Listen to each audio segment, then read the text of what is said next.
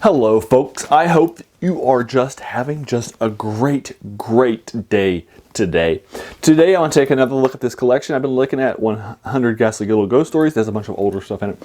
And it's a big giant thick tome, about 546 pages of 100 of these stories. Most of them seem to be really quick, because, and if you do the math, you'll figure it out. I mean, this is 546 pages for 100 stories. That means that's 5.5 pages a story, which is pretty quick. I actually read 2 of this last night, and I'm reviewing them both for you today. The first is Faces by Arthur J. Burks, which was 7 pages long in this collection, and I read both of these stories in 20 minutes. These are very fast things. Now, as a reminder, this is my third story I've done for you by Arthur J. Burks. He was one of the most prolific writers during the pulp era, and this was published in 1927, early on in his career. He wrote tons of stories for tons of genres in the pulp. He wrote for every single genre that was out there that was big during his day, except for westerns and love. He did not write for the romance or the western pulps, but he wrote for the aviation pulps. He wrote for the horror pulps. He wrote science fiction stuff. He wrote adventure stuff. Right? He wrote boxing pulps. I mean, he just wrote a lot of different pulps and a lot of different stories that were out there.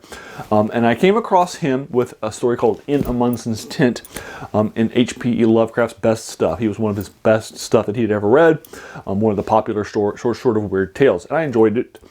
So I thought, and I've read it a couple times now, and I've reviewed it for you, and I thought, well, I want to take a look, take a deeper dive. This guy was so prolific. Surely there is a collection out there that collects his best stuff. Surely there would have been fans. He was a huge byline, a big cover artist. He was regularly featured on the covers of this stuff because he was such a big name during the pulp era. So surely there would be a collection somewhere of his stuff. I couldn't find it. I spent like 15 minutes looking for it. I couldn't find it. So instead, I went and picked up the novel, and that I've now finished, Earth the Marauder, which is a science fiction novel, about 129 pages long, in my oversized copy that was published in the 20s. And now I also picked up this collection of horror stories, in part because he had a story in this that I hadn't read, to check it out. And that was the second story I've actually read in this collection after reading August Derleth, 1-3 Gentlemen in Black. And now we're going to be taking a look at Faces by Arthur J. Burks, and take a look and see what this story is like. Now again, it's just 7 pages. It didn't take me that long to read. It's incredibly short. It's also very interesting to me because if you were to ask me what its genre is as a pulp, it actually combines 2 genres that were popular during the pulp era. The first is the aviation genre, and then the second is the horror genre. Horror genre is obviously very popular. There's a lot of different stuff devoted to horror in the pulp era, and it definitely has some horror aspects to it. Definitely some horror aspects to it.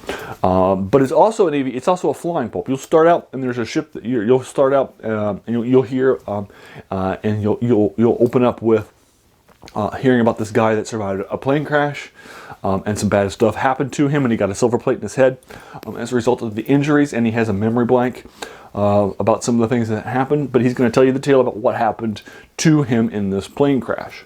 And so you'll start with this plane in the sky, flying. There's some immense, it's near the mountains, there's some immense fog at about 10,000 feet. So they climb up to 11,000 feet, try to get over it.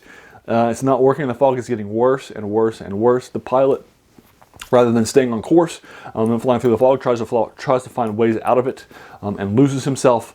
Ultimately, it's going to crash in this big giant swampy area, and unfortunately, the pilot will die, it looks like, on arrival at the scene. And so our character is the only one that survives the plane crash. The plane is crashed on this giant tree that's overlooking the swamp. And there are a few trees in his forested area too, but it's the swamp down below him. And now he's got to figure out what's going to happen next. And it's about 2 or 3 pages into the short story of 7 pages. I'll stop you there. And so basically it starts out as an aerial pulp. It has a plane crash, and then you have to get away from it. Now this is in the early part of the flying genres. So flying genre stories are very popular because this is the early part of the flying era. And flying is, of course, very dangerous during this time. I mean, it's still dangerous. You're still going to die in plane crashes pretty regularly. Although it's not nearly as bad now as it used to be in the early era of aviation, right? And so because of that, and because they were key parts of World War I and World War II, they are a key part of our sort of stories from the wars, from pilots. We have a brand new Air Force in America, so this is at a big part, and so the flying pulps are a big section of the pulps. There's tons of magazines that are dedicated to flying stories with battles and battle scenes in the air. It's also popular in movies. You have a lot of movies during the pulp era that are being made during the black and white era. There's also some serials that are being made too, which are distinct from movies and TV shows. They're a distinct visual genre that's only popular during the pulp era, and then when television is introduced, they die out as they pale to television. But they brought people into theaters and really sold theaters in a way that movies didn't do.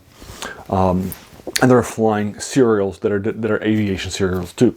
This is a huge popular genre. And so it's interesting to me that Arthur J. Burks combines the flying genre with the horror genre in a very compelling way. I really like it, and I think it's a strong story. Now, I do think that there are some issues. I'd give it a 7 out of 10. I do think that there are some pacing issues. I think that there are a little bit more telling than showing in a few places, but it's fine. And it's well written, it's well done, and I enjoy it. And again, I'm giving it a 7 out of 10. So I do think it's a very strong story, and definitely probably feels like a lost story to horror fans.